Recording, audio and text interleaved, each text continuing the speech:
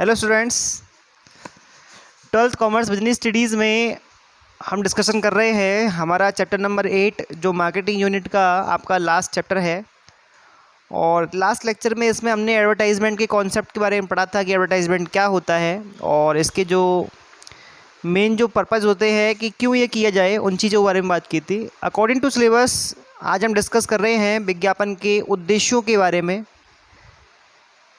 कि कोई ऑर्गेनाइजेशन विज्ञापन क्यों करता है। देखो, विज्ञापन को लेके दो अलग अलग व्यूज़ हैं। जो विज्ञापन है इसके लिए एक व्यू तो दिया है इसके फेवर में जो इसके सपोर्टर हैं, और एक दिया है इसके अगेंस्ट। तो जैसे अगेंस्ट में माना गया है कि advertisement is a social wastage. अब सोशल वेस्टेज क्यों बोल रहे हैं भाई? विज्ञापन को क्या मान रहा है? सामाजिक अपव्यय मान रहा है। अपव्यय मतलब पैसे की बर्बादी, कि आप खर्चा कर रहे हो ज़्यादा। क्योंकि सीधी सी बात है कि जो भी ऑर्गेनाइजेशन किसी प्रोडक्ट को एडवर्टाइज़ करता है तो उसमें कुछ खर्चा आता है। मैंने आपको बताया था इस बारे में कि स्पॉन्सर इसके लिए पेमेंट करता है। ये एक पेड नॉन पर्सनल प्रेजेंटेशन होता है। तो इसके अंदर जो पेमेंट किया जाएगा वो एक्सपेंस फॉर्म में होगा, और एक्सपेंस जब होगा तो वो आपके प्रोडक्ट की कॉस्ट को बढ़ाएगा, और जब प्रोडक्ट की कॉस्ट बढ़ेगी तो उसके रेट्स बढ़ जाएंगे, और पूरा का पूरा जो बर्डन है वो किस पे आएगा? कस्टमर पर आएगा। यानी कि जो इसके अगेंस्ट जो व्यूज़ हैं उनमें ऐसा बोला जा रहा है कि भाई ये तो एक सोशल वेस्टेज है। इसी बात को काटते हुए जो इसका फेवर कर रहे हैं, जो इसके सपोर्टर है, वो ये कह रहे हैं बिल्कुल गलत है ये बात, सॉरी, ये सोशल वेस्टेज नहीं है, बल्कि ये तो कंपनी के लिए जो पर यूनिट कॉस्ट है उसको कम करता है। मतलब ये तो कह रहे हैं अगेंस्ट वाले व्यू में कि सपोर्ट जो आपका एडवर्टाइजमेंट है वो आपकी कॉस्ट को इंक्रीज़ करता है, जिससे आपको प्रोडक्ट्स महंगे मिलते हैं।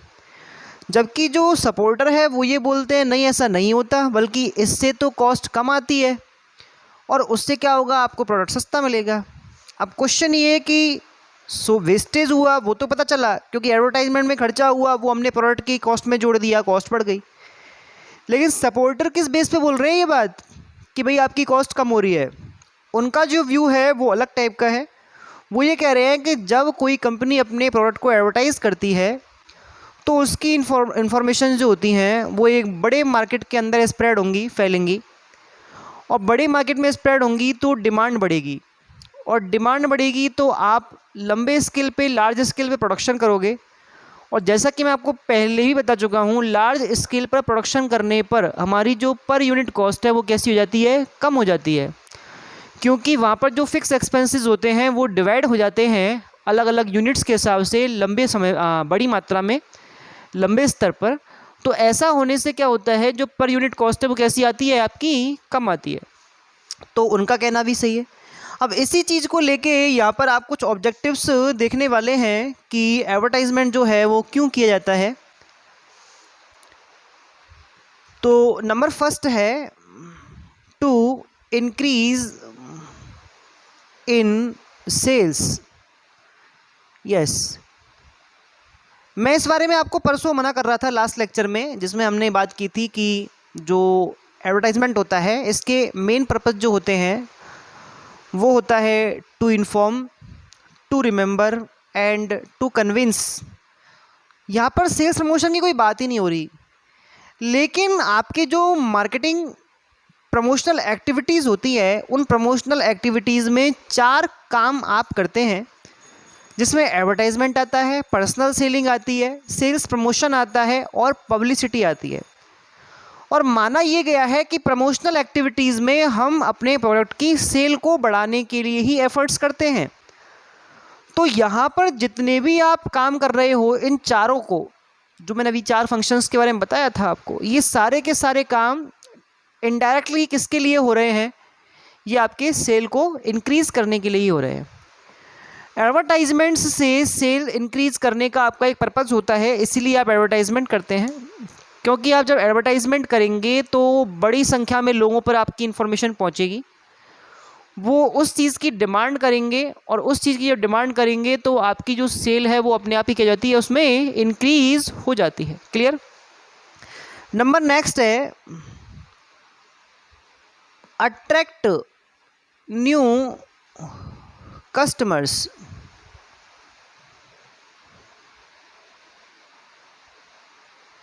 देखो, अट्रैक्ट न्यू कस्टमर्स का मतलब होता है नए ग्राहकों को आकर्षित करना। अब क्वेश्चन ये है सर, नए ग्राहक कहाँ से आएंगे? देखो, ग्राहक तो उतने ही हैं मार्केट के अंदर। जैसे मान लो आज हम ऑटोमोबाइल मार्केट की बात करें तो टू व्हीलर्स के अंदर जो भी कंपनियां अपनी बाइक्स बेच रही हैं, उन्होंने सभी कंज्यूमर्स को अपने हिसाब से अपने प्रोडक्ट से सेटिस्फाई किया हुआ है।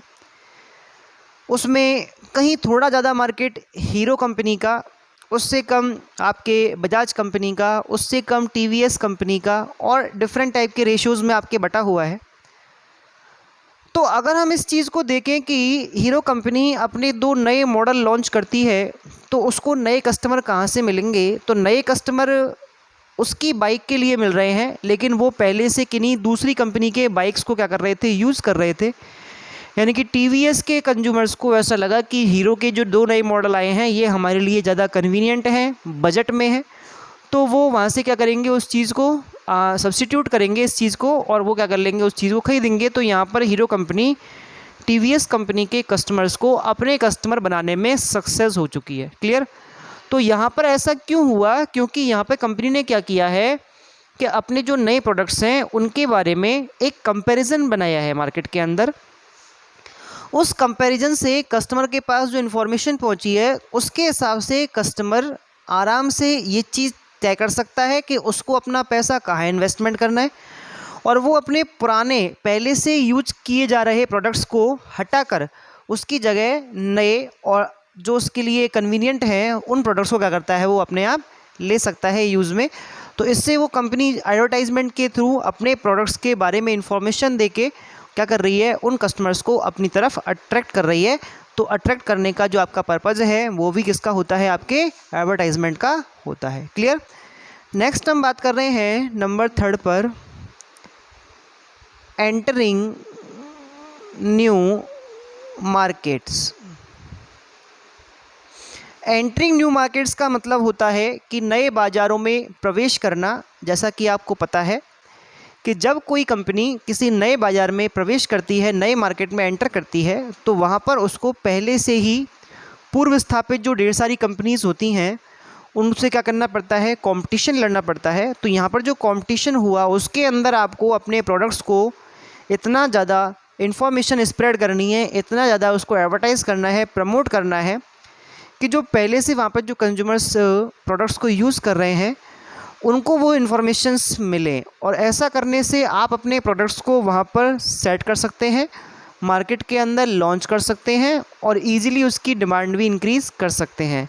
तो यहाँ पर आपको नए मार्केट में एंटर होने से पहले, भाई सीधी सी बात है, आज कोई कंपनी आपके टाउन के अंदर, आपकी सिटी के अंदर प्रोडक्ट्स को लॉन्च कर रही है, तो उस चीज़ की इन्फॉर्मेशन जब तक आपके पास नहीं होगी तब तक आप उससे रिलेटेड जो दूसरे प्रोडक्ट्स जो आप पहले से यूज़ कर रहे थे उन्हीं से क्या करोगे, अपने काम करोगे।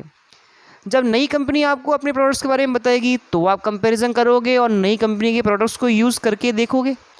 तो बात चल रही है कहाँ से कि इन्फॉर्मेशन ही नहीं मिली तो हम प्रोडक्ट यूज़ कैसे करें, हमको कैसे पता चलेगा कि इस तरह के प्रोडक्ट्स भी कंपनी के, या इस कंपनी ने इस विशेष क्वालिटी के, इस स्पेशल क्वालिटी के प्रोडक्ट्स भी क्या किए हैं, हमारे मार्केट में लॉन्च किए हैं।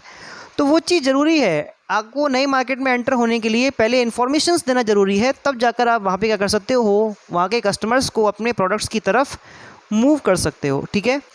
नेक्स्ट है नंबर 4 पर, अट्रैक्ट मिडिलमैन। मिडिलमैन का मतलब होता है मध्यस्थ। मध्यस्थ जो मध्य में स्थित होता है। यहाँ पर मैंने आपको बात की थी पहले से ही कि एक डिस्ट्रीब्यूशन चेन के थ्रू क्या करते हैं, आप प्रोडक्ट्स को सप्लाई करते हैं। और मैं मानता हूँ कि जब आप अच्छी क्वालिटी के एडवर्टाइजमेंट सोर्सेज यूज़ करके और इफ़ेक्टिव एडवर्टाइजमेंट करोगे तो आपकी जो इन्फॉर्मेशंस है वो मार्केट में स्प्रेड होगी और मार्केट में जाएगी तो कस्टमर्स को उस चीज़ को यूज़ करने के लिए एक अट्रैक्शन मिलेगा, तो वो उस चीज़ को परचेज़ करेंगे, डिमांड बढ़ेगी, गुडविल बढ़ेगी, एक कंपनी की मार्केट में इमेज बन रही है और ऐसी कंपनी के साथ एसोसिएट होके, ऐसी कंपनी के साथ जुड़कर हर तरह का होलसेलर, हर तरह का रिटेलर बिजनेस करना चाहता है क्योंकि उसकी गुडविल से आपके प्रोडक्ट्स की जो डिमांड है, आपका जो काउंटर है उस पर भी सेल बढ़ने वाली है। आपका कोई भी माल ऐसा नहीं रहेगा जो बिना बेकार रह जाए क्योंकि कंपनी की गुडविल मार्केट में बहुत अच्छी बन चुकी है, प्रोडक्ट्स काफ़ी अच्छे एडवर्टाइज़ किए जा रहे हैं, लोगों के पास काफ़ी अच्छी अच्छी सूचनाएं हैं, इन्फॉर्मेशंस हैं उसके बारे में। तो यहाँ पर जो मिडिल मैन है वो खुद ही क्या हो जाते हैं, तैयार हो जाते हैं। जैसे आज अपन बात करें एक जैसे कैडबरी कंपनी है, जैसे आपके नेस्ले कंपनी है, तो ये अपने आप में मल्टीनेशनल ब्रांड्स हो चुके हैं। अगर इन चीज़ की डिस्ट्रीब्यूटरशिप, इस चीज़ के काउंटर अगर मार्केट में लगाए जाएं तो सभी लोग उन चीज़ों को ख़रीदने के लिए क्या रहते हैं, तैयार रहते हैं। तो ये क्यों है? क्योंकि इन कंपनियों ने एडवर्टाइजमेंट काफ़ी अच्छा और इफ़ेक्टिव किया है और ऐसा करने से उनकी जो इमेज है, जो गुडविल है वो इम्प्रूव हुई है। तो इन चीज़ों को बेचना काफ़ी सरल रहता है किसके लिए, मिडिल मैन के लिए। तो इसलिए क्या करते हैं, वो उस चीज़ के लिए पहले से अट्रैक्ट हो जाते हैं। क्लियर। नेक्स्ट है नंबर 5 पर,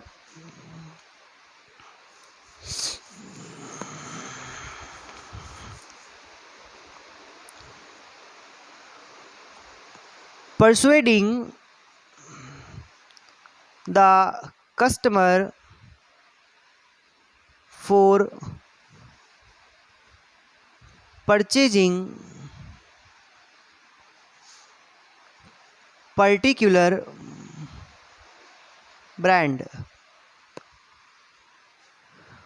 परsuading का मतलब होता है एग्री, यानी कि राजी करना, कन्विंस करना, किसको, कस्टमर को, किसके लिए, फॉर परचेजिंग पर्टिकुलर ब्रांड, किसी विशेष ब्रांड की वस्तु खरीदने के लिए किसी कस्टमर को, किसी ग्राहक को आप क्या कर रहे हैं, राज़ी कर रहे हैं। ये भी आपका एक पर्पज़ होता है। देखो मार्केट में सेम क्वालिटी की, सेम रेट के बहुत सारे प्रोडक्ट्स होते हैं, अलग अलग कंपनीज अलग अलग वैरायटीज़ में काम कर रही है और यहाँ पर उनके डिफरेंट टाइप से आप क्या कर रहे हो, एडवर्टाइजमेंट भी कर रहे हो और आप सेम प्रॉमिस कर रहे हो, किससे, कस्टमर से। अब यहाँ पर कन्फ्यूजन हो रहा है भाई। आज मान लो आप सुबह से लेके शाम तक टीवी चैनल्स पे ढेर सारे टूथपेस्ट के एडवर्टाइजमेंट देखते हैं, तो क्या सभी का इस्तेमाल करना चालू करें? तो आंसर है नहीं। अब कन्फ्यूज़न है यहाँ पर। कन्फ्यूजन किस चीज़ का है कि भाई किसको बेस्ट माने और किसको नहीं। तो बात यह है कि जिस चीज़ का एडवर्टाइजमेंट आपके माइंड पर ज़्यादा इफ़ेक्टिव होगा, आपके माइंड पर ज़्यादा प्रभाव डालेगा, वो प्रोडक्ट आप परचेज़ करने के लिए खुद ही तैयार हो जाएंगे। तो यहाँ पर हर जो एडवर्टाइज़र है, हर स्पॉन्सर है, वो ये चाहता है कि उसका एडवर्टाइजमेंट इतना इफ़ेक्टिव हो कि सबकी बजाय केवल आपकी जो पर्टिकुलर ब्रांड है उसी को खरीदने के लिए कस्टमर क्या हो, अट्रैक्ट हो। तो यहाँ पर आपका एक मेन पर्पज़, जो मेन ऑब्जेक्टिव है वो ये भी है कि आप अपने ब्रांड्स के परचेजिंग के लिए कस्टमर को क्या कर रहे हैं, एग्री कर रहे हैं। उसके लिए आप इफ़ेक्टिव से इफ़ेक्टिव क्या कर रहे हैं, एडवर्टाइजमेंट मेथड्स यूज़ कर रहे हैं और कस्टमर को अपने प्रोडक्ट की तरफ अट्रैक्ट कर रहे हैं कंपैरेटिवली दूसरे प्रोडक्ट के या कॉम्पिटिटिव प्रोडक्ट्स के कंपैरिजन में। क्लियर। एंड लास्ट हम डिस्कस करेंगे नंबर 6 पर,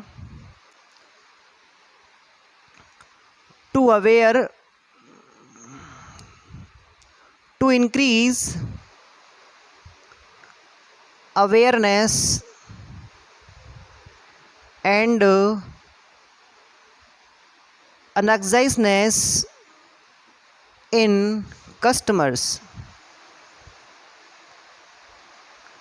देखो होता क्या है, अवेयरनेस और अनएक्साइजनेस, ये दो चीज़ें होती हैं। इसको तो बोलते हैं जागरूकता कि भाई आपके ब्रांड के बारे में, आपके प्रोडक्ट के बारे में कंज्यूमर को, कस्टमर को पता है, वो जागरूक है कि हाँ ऐसी भी कोई चीज़ है। और एक होती है जिज्ञासा। अनएक्साइजनेस का मतलब होता है जिज्ञासा, और जिज्ञासा आपको नई नई बातों के बारे में सीखने, नए प्रोडक्ट्स को यूज़ करके देखने के लिए मोटिवेट करती है। तो यहाँ पर जो आपका एडवर्टाइजमेंट है उसका आपका ये पर्पज़ है, ये ऑब्जेक्टिव है कि आप कस्टमर के माइंड में इस चीज़ को बढ़ाएं। भाई सीधी सी बात है, अगर मेरे माइंड से कोई प्रोडक्ट जो मैं पहले यूज कर चुका हूँ उसका नाम हट गया, तो मैं जब भी उस प्रोडक्ट की डिमांड मार्केट से करूँगा तो उस स्पेशल ब्रांड को कभी नहीं मांगूंगा जिसका नाम मेरे माइंड से हट चुका है। यहाँ पर कंपनी को चाहिए कि वो उस चीज़ को बार बार क्या करे, एडवर्टाइज़ करे और उस नाम को मेरे माइंड के अंदर रिमाइंड कराती रहे। मेरे माइंड में जब उस चीज़ के बारे में पहले से रिमेंबर होगा तो मैं प्रोडक्ट को परचेज करते समय उसी स्पेशल ब्रांड को परचेज़ करूँगा। तो मैं अवेयर हूँ, मेरे माइंड में उस कंपनी का, उस ब्रांड का नाम जिंदा है और ऐसा होने से मैं फ्यूचर में उसी प्रोडक्ट को परचेज़ करने के लिए क्या रहूँगा, तैयार रहूँगा। तो एडवर्टाइजमेंट करने का जो पर्पज़ होता है वो ये भी है कि आप एडवर्टाइजमेंट के थ्रू अपने ब्रांड नेम को, अपने प्रोडक्ट को कस्टमर के माइंड में बना के रख रहे हैं ताकि लंबे समय तक वो उसी चीज़ को क्या कर सके, परचेज कर सके। क्योंकि एक बार अगर मान लो वो कस्टमर के माइंड से हटा, अवेयरनेस ख़त्म हुई, तो वो जो कस्टमर है वो दूसरे प्रोडक्ट्स की तरफ मूव हो जाएगा। क्लियर? तो ये चीज़ें आपके एडवर्टाइजमेंट के ऑब्जेक्टिव में थी। आपने इसके बारे में 6 पॉइंट्स पढ़े और आज की क्लास में केवल इतना ही। नेक्स्ट लेक्चर में हम अगली बातें डिस्कस करेंगे जिसमें हम एडवर्टाइजमेंट के टाइप्स के बारे में बात करेंगे।